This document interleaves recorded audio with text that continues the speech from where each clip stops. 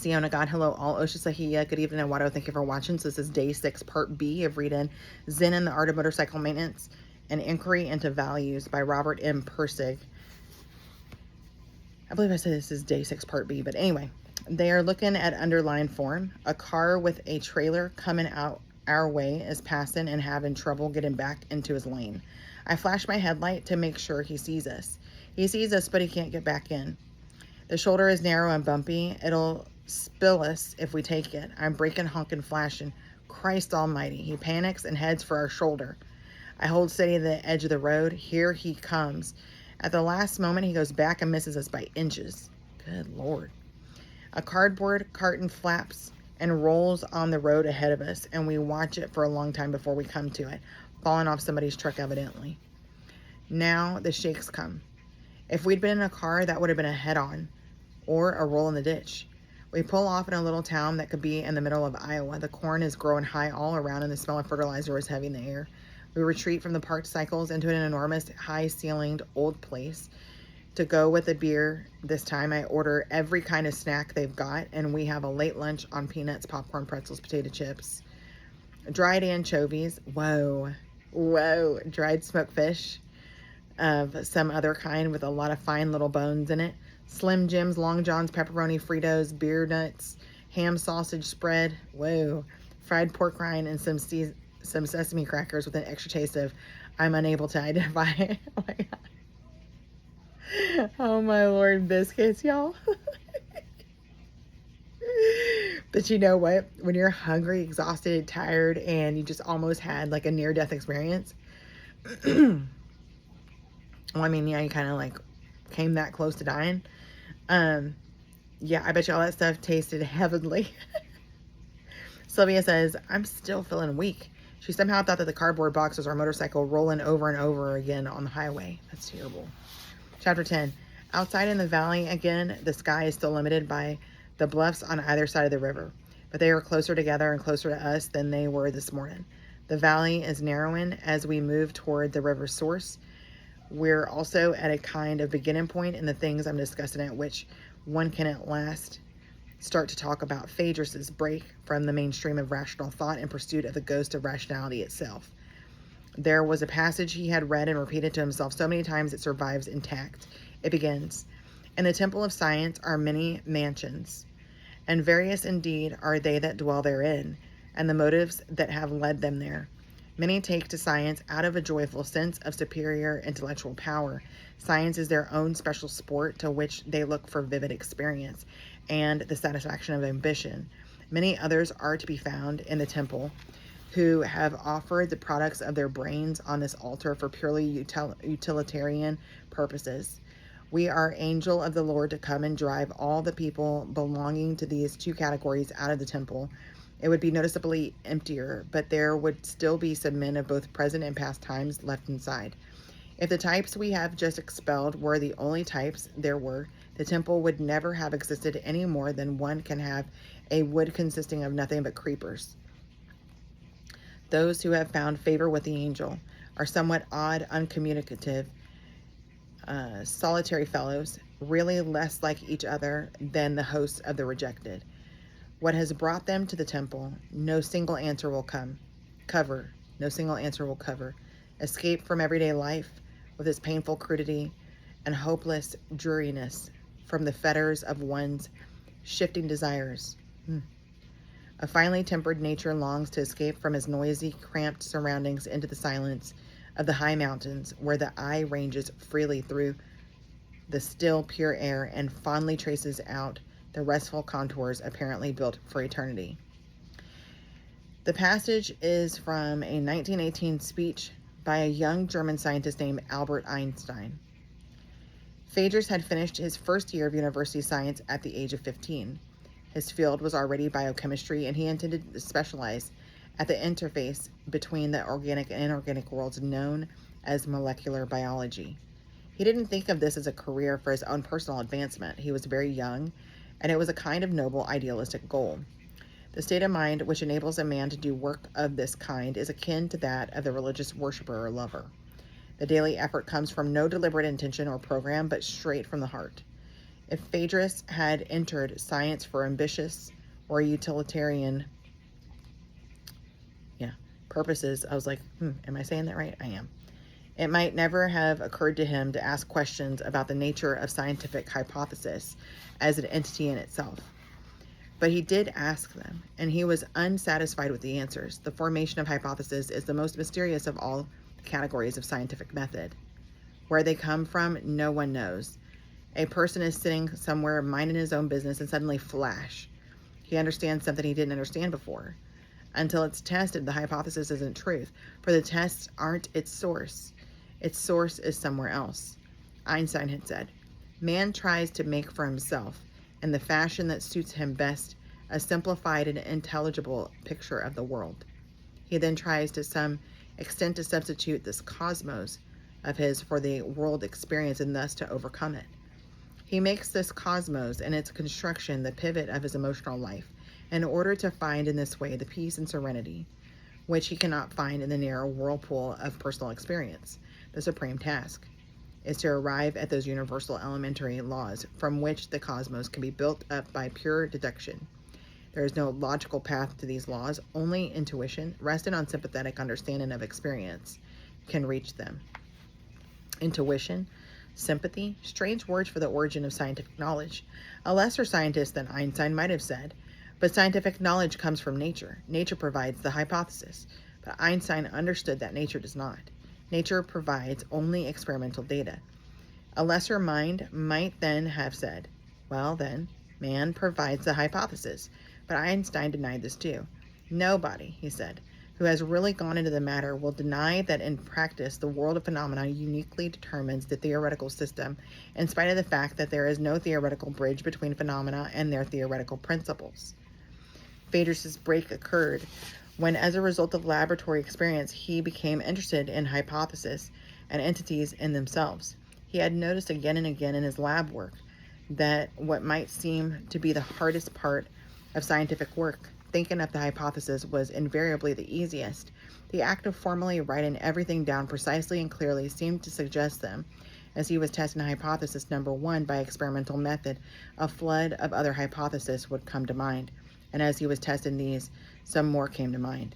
And as he was testing these, still more came to mind, until it became painfully evident that as he continued testing hypotheses and eliminating them or confirming them, their number did not decrease. It actually increased as he went along. At first he found it amusing. He coined a law intended to have the humor of a Parkinson's law, that the number of rational hypotheses that can explain any given phenomenon is infinite. It pleased him never to run out of hypotheses, even when his experimental work seemed dead-end in every conceivable way. He knew that if he just sat down and muddled about it long enough, sure enough, another hypothesis would come along. And it always did. It was only months after he had coined the law that he began to have some doubts about the humor or benefits of it. If true, that law is not a minor flaw in scientific reasoning. The law is completely nihilistic. It is a catastrophic logical disproof of the general validity of all scientific method. If the purpose of scientific method is to select from among a multitude of hypotheses, and if the number of hypotheses grows faster than experimental method can handle, then it is clear that all hypotheses can never be tested. If all hypotheses cannot be tested, then the results of any experiment are inconclusive, and the entire scientific method falls short of its goal of establishing proven knowledge. About this, Einstein had said, evolution has shown that at any given moment, out of all conceivable constructions, a single one has always proved itself absolutely superior to the rest, and let it go at that. But to Phaedrus, that was an incredibly weak answer. The phrase "at any given moment" really shook him. Did Einstein really mean to state the truth was a function of time? To state that would annihilate the most basic presumption of all science. But there it is, the whole history of science, a clear story of continuously new and changing explanations of old facts. The time spans of permanence seemed completely random. He could see no order in them. Some scientific truths seemed to last for centuries, others for less than a year. Scientific truth was not dogma, good for eternity, but a temporal quantitative entity that could be studied like anything else. He studied scientific truths, then became upset even more by the apparent cause of their temporal condition. It looked as though the time spans of scientific truths are an inverse function of the intensity of scientific effort. Thus, the scientific truths of the 20th century seem to have a much shorter lifespan than those of the last century because scientific activity is now much greater. If the next century scientific activity increases tenfold, then the life expectancy of any scientific truth can be expected to drop to perhaps 1/10 as long as now. What shortens the lifespan of the existing truth is the volume of hypothesis offered to replace it. The more the hypothesis, the shorter the time span of the truth. And what seems to be causing the number of hypotheses to grow in recent decades seems to be nothing other than scientific method itself. The more you look, the more you see. Instead of selecting one truth from a multitude, you are increasing the multitude. What this means logically is that as you try to move toward unchanging truth through the application of scientific method, you actually do not move toward it at all. You move away from it. It is your application of scientific method that is causing it to change.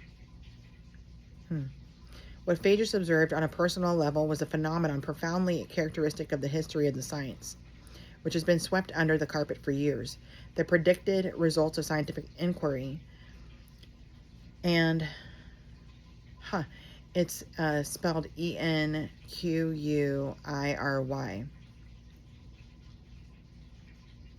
Now, isn't it like Inquiry? Wonder what the difference would be with that. But anyway, and the actual results of scientific inquiry are diametrically opposed here, and no one seems to pay too much attention to the fact. The purpose of scientific method is to select a single truth from among many hypothetical truths. That, more than anything else, is what science is all about. But historically, science has done exactly the opposite.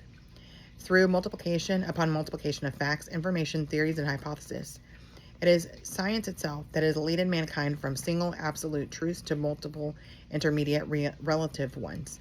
The major producer of the social chaos, the indeterminacy, Indeterminacy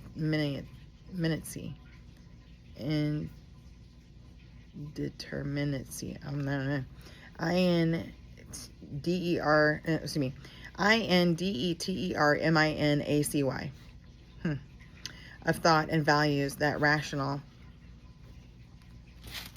knowledge is supposed to eliminate is none other than science itself. And what Phaedrus saw in the isolation of his own laboratory work years ago is now seen everywhere in the technological world today.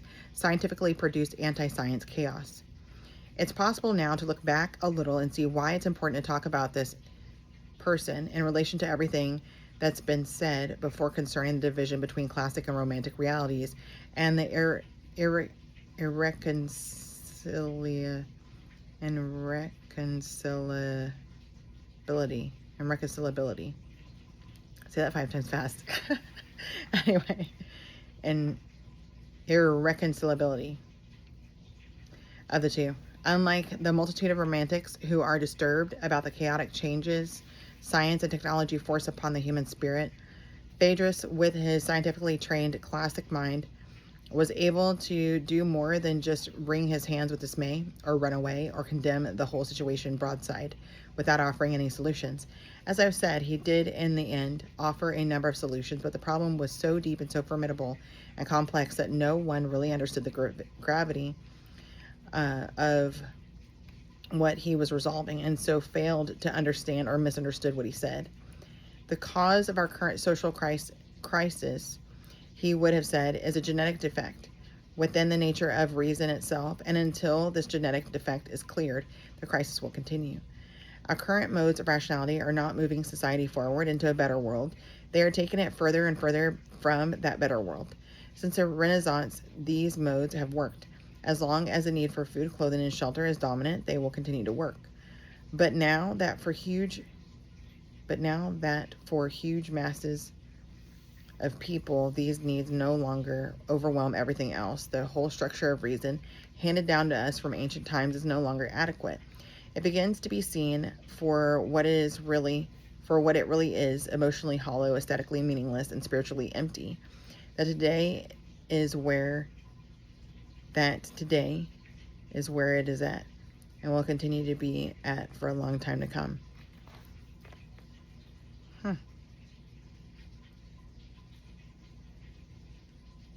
Well, I mean, unless they change the system, right? Is it as long as the need for food, clothing, and shelter is dominant, they will continue to work. Well, yeah, even if you had like the old school like trade style system where like, and I know that like years ago, some community was trying to go back to that where they were a cashless system. There was nothing like no wooden coins or anything like that. Say like if you had a plumbing issue, the person who knew how to do plumbing would come over and you would offer them something for it. They would determine what the value of that was in comparison to what it would cost for them to do the work, right? I guess time or whatever, and they would offer a trade, you know? So, since I'm pretty handy and crafty and whatever, if I needed a plumber, I could say, well, I could offer you some of my goods that I've created already, or I could make you something, or maybe I can offer you a service because I'm pretty handy, in other areas. Like I'm not handy in plumbing, but I'm handy in a lot of other things, carpentry and whatnot, right? I don't know. But that would still be working though, wouldn't it? But I feel like it just wouldn't be like the daily grind of what it is. The 9 to 5 and all that, or like the 12 or 18-hour shifts or 24-hour shifts or whatever the job you're doing. Barely home or whatever, you know what I mean? I've a vision of an angry, continuing social crisis that no one really understands the depth of, let alone has solutions to. I see people like John and Sylvia living lost and alienated from the whole rational structure of civilized life, looking for solutions outside that structure, but finding none that are really satisfactory for long. And then I have a vision of Phaedrus and his lone, isolated abstractions in the laboratory, actually concerned with the same crisis, but starting from another point, moving in the opposite direction. And what I'm trying to do here is put it all together. It's so big, that's why I seem to wander sometimes. No one that Phaedrus talked to seemed really concerned about this phenomenon that so baffled him. They seem to say, we know scientific method is valid, so why ask about it? Phaedrus didn't understand this attitude, didn't know what to do about it. And because he wasn't a student of science for personal or utilitarian reasons, it just stopped him completely. It was as if he were contemplating that serene mountainscape Einstein had described, and suddenly between the mountains had appeared a fissure, a gap of pure nothing. And slowly and agonizingly, to explain this gap, he had to admit that the mountains, which had seemed built for eternity, might possibly be something else. Perhaps just figments of his own imagination. It stopped him. And so Phaedrus, who at the age of 15 had finished his freshman year of science, was at the age of 17 expelled from the university for failing grades, immaturity, and inattention to studies were given as official causes. There was nothing more anyone could have done about it, either to prevent it or correct it. The university couldn't have kept him on without abandoning standards completely. In a stunned state, Phaedrus began a long series of lateral drifts that led him into a far orbit of the mind, but he eventually returned along a route we are now following to the doors of the university itself. Tomorrow I'll try to start on that route. At Laurel, in sight of the mountains at last, we stop for the night. The evening breeze is cool now. It comes down off the snow, although the sun must have disappeared behind the mountains an hour ago. There's still good light in the sky from behind the range. Sylvia and John and Chris and I walk up the long main street in the gathering dusk and feel the presence of mountains, even though we talk about other things.